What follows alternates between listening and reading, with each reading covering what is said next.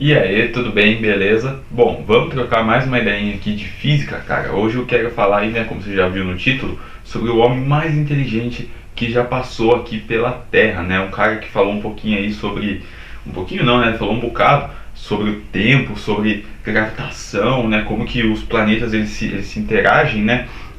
Por uma interação à distância, né? E também falou sobre o movimento dos corpos. E eu não tô falando do Einstein não, cara, eu tô falando desse carinha aqui, ó, tô falando do Isaac Newton, né? Bom, se você não conhece o Newton, né, o que você tá fazendo da vida, meu querido? Você acabou de nascer, talvez você não conheça o Newton, mas o Newton, ele foi um cara aí extremamente importante para a história, né? Não só da física, das ciências exatas, né, mas da história da humanidade como um todo. E, bom, ele revolucionou de fato, né, o pensamento da época, né, tinha uma preocupação muito grande que era, né, até com Galileu já, que era descrever o padrão de movimento dos corpos, né, por que esse corpo ele cai desse jeito, né, por que um corpo ele fica sempre em repouso, se eu fizer uma força nele, daí não tinha essa noção de força exata, né, que a gente tem hoje, mas por que se eu faço uma certa força um corpo se mexe de um jeito, se eu faço outro ele se mexe de outro jeito, porque quando eu solto corpos eles caem, né? Tem até aquela história da maçã, que a maçã caiu na cabeça do Newton. Obviamente, né, essa história é uma história bonita só de se falar que o Newton conseguiu descrever matematicamente, né, o conceito de gravidade, não só de gravidade, mas de tempo também, né, ele conseguiu descrever. E bom, por que eu tô com esse livro aqui hoje? Esse livro aqui, né, tudo que ele colocou, tudo que ele desenvolveu, né, ele colocou neste livro aqui, ó, que é o Princípia, né, Princípia Matemática. E, bom, a ideia é a seguinte, eu só vou ler aqui para vocês, esse aqui é um livro, né, extenso, né, ele tem 300 páginas aproximadamente, um pouquinho mais, mas, né, já de cara, ele dá aqui as definições pra gente, né, pra gente conseguir entender matematicamente o conceito de movimento, né, de aceleração, de todas essas coisas. Vou começar aqui só do jeito que ele definiu o tempo, né, como que o Newton definiu o tempo. Então, olha só, né, o tempo ele define dessa forma, e depois no final eu vou explicar qual que é o intuito do vídeo, né, o que eu quero com isso. Bom, primeiro é o seguinte, então o tempo, né, ele diz aqui, o tempo absoluto, verdadeiro e matemático, por si mesmo e por sua própria natureza, flui uniformemente, sem relação com qualquer outra coisa externa, e é também chamado de duração. É o que a gente chama de intervalo de tempo, né, cara, analisar um intervalo de tempo, né, a duração. O tempo comum, aparente e relativo é uma medida de duração perceptível externa. Você entendeu o que o Newton quis dizer aqui, cara? Porque na prática a gente já pega as coisas muito mastigadinho, né? Principalmente quando a gente está na escola, a gente já pega as coisas assim, ó, o intervalo de tempo é isso aqui, ó, tem um tempo inicial, um tempo final, dado esse intervalo de tempo, mas o que ele quis dizer aqui com isso daqui? O que ele quis dizer com o tempo comum, aparente e relativo é uma medida de duração perceptível externa? Ele quis dizer o seguinte, cara, o tempo, né, como ele diz aqui no começo, é uma coisa que flui uniformemente. Então o tempo ele tá fluindo, independente de qualquer coisa, né, sem relação externa a qualquer coisa, o tempo tá fluindo. O tempo é aquela coisa que tá passando, né, a gente tá aqui parado, mas o tempo tá passando. E o que ele quis dizer foi o seguinte, eu não tenho como analisar o tempo como um todo. O que eu tenho como fazer é analisar intervalos de tempo, ou seja, duração. Então, desde que eu comecei a gravar esse vídeo até agora, isso aqui deu uma duração, deu um intervalo de tempo. E este intervalo de tempo, né, igual ele diz aqui, seja externa, né, ou irregular, ela é obtida por meio de movimento, que é naturalmente usado no lugar do tempo verdadeiro. É isso que ele diz aqui, né? Então, tem o tempo verdadeiro, né, que é esse tempo que está fluindo, né, o tempo que flui uniformemente, sem relação externa com qualquer outra coisa, e aí a gente usa desse tempo verdadeiro para analisar intervalos de tempo, né? Então é dessa forma que o Newton ele ainda termina aqui, né? Que é usado no lugar do tempo verdadeiro, tal como hora, dia, mês, ano. Justamente, né? Essas coisas que a gente define, né? Como dia, mês, são tudo intervalos de tempo. A gente pega um todo e divide esse todo, certo? Ele também fala de espaço absoluto, ele fala de lugar, mas essas coisas aqui eu não vou ler. O que eu vou ler são outras duas ou três, né, definições, que é a seguinte aqui, ó. Ele define uma coisa muito interessante nesse livro, né, para explicar. E tudo isso aqui, né, de página é demonstração matemática, né. Depois eu vou mostrar aqui para vocês, para quem quiser comprar e ler. É o seguinte, ele diz aqui, ó, a quantidade de movimento é a medida do mesmo, obtida conjuntamente a partir da velocidade e da quantidade de matéria. Olha só, para pra pensar aqui um pouquinho comigo. O que esse cara tá falando aqui? O que o Newton tá falando? Porque esse livro aqui, cara, ele é um livro difícil. Ele é um livro difícil de você... você não lê ele de qualquer jeito, né? Você não adota qualquer postura pra ler ele. Não é igual ler um livro de poesia, né? Cada livro, cada área exige uma postura diferente de você. Tem hora que você tem que pegar, né, só e ler um livro com uma certa postura mais relaxada, mas esse aqui nós temos que prestar muita atenção e devagar, né, se indagar, se questionar, falar o que esse cara tá falando, será que faz algum sentido? O que ele tá falando é o seguinte, ó, ele fala aqui, a quantidade de movimento é a medida do mesmo, obtida conjuntamente a partir da velocidade e da quantidade de matéria. Isso aqui é momento linear, cara. Aquela coisa que você vê na escola mastigadinha, né? P igual a mv, ou o Q, né, de quantidade de movimento, igual a massa vezes velocidade, que a gente fala, momento linear, quantidade de movimento, a gente está usando. Ele definiu isso aqui em palavras, cara. Naquela época não existia, mais existia sinal de igual. Sinal de igual nem existia direito, né?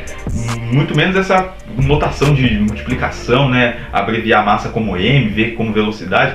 As coisas eram colocadas em palavras, cara, e era muito mais, né, filosófico do que jogado assim como equação, né, como fórmula matemática.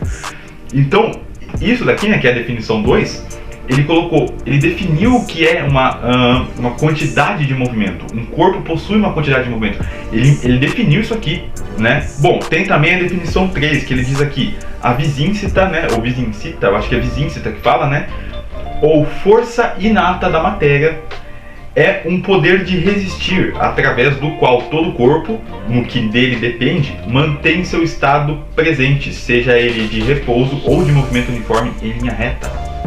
Divaga sobre isso aí também, cara, isso aqui é muito interessante. Você entendeu isso aqui? O que ele está falando aqui é a primeira lei, o que a gente chama hoje, né, de primeira lei de Newton. Primeira lei de Newton, isso aqui é a lei da inércia, cara, isso aqui, ó, força inata da matéria, é um poder de resistir, né, então... Ele está falando o seguinte, cara, a partir da definição 2, né, que é da quantidade de movimento, a gente vem para a definição 3, que é a força de resistir. Quanto maior for essa quantidade de movimento, né, maior é a força do corpo em resistir a sair do seu estado de movimento natural.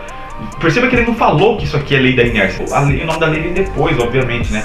O que o Newton está preocupado é, vou definir isso daqui, né, a partir de uma observação, eu estou observando isso, eu vou colocar isso daqui em palavras, né? E depois eu tento mostrar isso matematicamente, né? E ele ainda completa aqui embaixo, cara. Essa força é sempre proporcional ao corpo ao qual ela pertence e em nada difere da inatividade da massa, a não ser pela nossa maneira de concebê-la. Bicho, sem palavras. E aí, né, tem também a definição aqui que a gente fala que, né, que a gente chama de segunda lei hoje, né, o famoso F igual a MA, que a gente pega mastigado, às vezes usa nem sabe pra quê. Uma força imprimida é uma ação exercida sobre um corpo a fim de alterar seu estado, seja de repouso, seja de movimento uniforme em uma linha reta. Então veja o seguinte, cara, as coisas elas não estão jogadas aqui de qualquer jeito, não. Ele começa definindo uma coisa muito simples e a partir dessa coisa simples ele vai construindo outra coisa, né? É como se construir uma casa, cara, você coloca um tijolo ali, depois outro ali, depois outro ali, né? Para essas coisas elas irem se juntando, essas coisas, né? Você coloca argamassa, né? Cimento, obviamente, senão cai tudo. Então você tem que ir juntando essas coisas umas nas outras, né? Para fazer sentido. Então, ele começa definindo uma coisa. Na segunda definição, ele usa a primeira coisa que ele definiu para explicar a segunda. Certo? Na terceira, ele usa as duas para definir a terceira coisa, certo? Então, é algo muito lógico, né? Ele usa um raciocínio lógico para construir as coisas, né? E ele usa um pensamento crítico também. E aí, né, tem aqui, ele fala de força centrípeta, enfim, tem muito mais coisa aqui, né? Esse livro aqui é um livro muito grande mesmo, como eu falei. E aí depois, né, ele tem aqui as demonstrações, né, ele faz demonstrações matemáticas a partir de geometria, né. Tudo que o Newton usa é pura geometria para demonstrar tudo que ele está falando, né. Tem também, ele fala aqui sobre gravitação, né, como que, ele fala sobre elipse, né, como que os corpos, eles, como é o movimento dos corpos, né, dos corpos celestes. E, bom, enfim, ele também, igual eu falei, né, tem algumas outras definições aqui sobre espaço, sobre lugar, né, espaço absoluto. E bom, qual que é a minha intuição no fundo com esse vídeo, cara? É fazer com que você tenha interesse em ler a obra do autor em si. Porque no geral, né, o que acontece? A gente vai pra escola lá, vê um monte de equação, vê um monte de fórmula, pá, a gente acaba que um cara aí chamado Newton que falou isso, e aí você acredita, né, mas você nunca tem contato com a coisa. Muitas vezes você acha que entendeu as leis de Newton, você fala, pô, as leis de Newton é fácil. Aí você decora lá, igual um papagaio, você fala, né, você fala as leis de Newton e fala, E aí você só solta, às vezes você nem tá prestando atenção no que você tá falando, né? Porque você decorar não precisa prestar atenção pra falar, pra repetir. E aí você repete aquilo, mas você nunca parou pra, tipo, putz, quem que é esse Newton aí, velho? Pera aí, ele escreveu alguma coisa mesmo? Será que tem alguma coisa falando? Será que estão mentindo pra mim? Não. Vamos lá, vamos ver. Aí você chega na obra do cara. Eu tô dando exemplo do Newton, né? Mas é com todo mundo isso. Pega um artigo da teoria da relatividade do Einstein, cara. Tenha contato com o cara ali, porque às vezes o cara pegou e colocou a vida inteira dele nesse livro aqui, cara. Nesse ou em outro livro, né? A vida inteira do cara tá aqui, velho. Tanto que depois, né, o Newton até foi estudar algumas outras coisas lá que não tinha nada a ver, ele virou astrólogo, né? Mas a maior parte da vida do cara foi isso aqui, cara, tentar descrever a natureza a partir do que ele via, né? De forma empírica, racional, lógica, matemática, né? Por isso o nome do livro, Princípio Matemática, né? Até a tradução, tem a tradução em português aqui, né? Princípio, né? Os princípios matemáticos da filosofia natural, né? Então ele usou matemática, filosofia, ele usou observação, né? Tudo para tentar descrever como que a natureza se mostra para ele, né?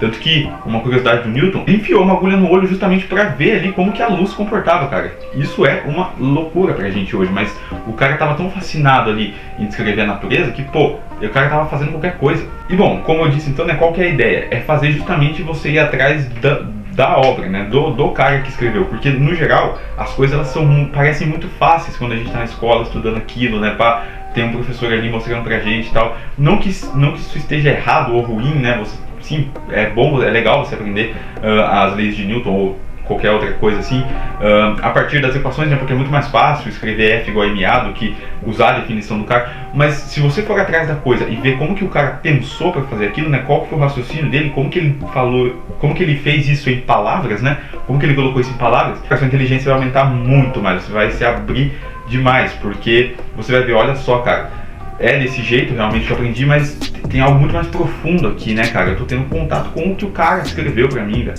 E no geral, como eu falei, esse é um livro muito difícil. Ele exige que você adote uma postura que, né, você precisa ser rígido consigo mesmo, né? Você precisa falar, pô, pera aí, não é aquele livro que você vai saindo lendo um monte de páginas assim, não. Você tem que parar, você tem que falar, putz, bicho, eu vou pensar um pouco nisso aqui, né? Às vezes você fica uns 2 dias numa página, só um dia numa página, né, só divagando sobre aquilo, né, porque são assuntos complicados, cara, você está tentando descrever algo que a natureza está te mostrando, né, não é uma tarefa fácil. Mas bom, no geral era isso então, né, comprem. Para você que tem interesse, né, que gosta da natureza, que gosta de saber como que ela se mostra, que quer ter um contato maior com o autor, compre o livro do Princípio ou do Optics também, né, que também é do Newton, você não vai se arrepender. Sempre tente ter contato com a obra real do cara, né, com o que o cara mesmo escreveu, o que o cara falou pra mim ali. Tenta buscar isso, né, artigo, enfim, que tenho certeza que vai te enriquecer muito mais, beleza? Então é isso aí, espero que vocês tenham gostado do vídeo, né, valeu, falou e fui!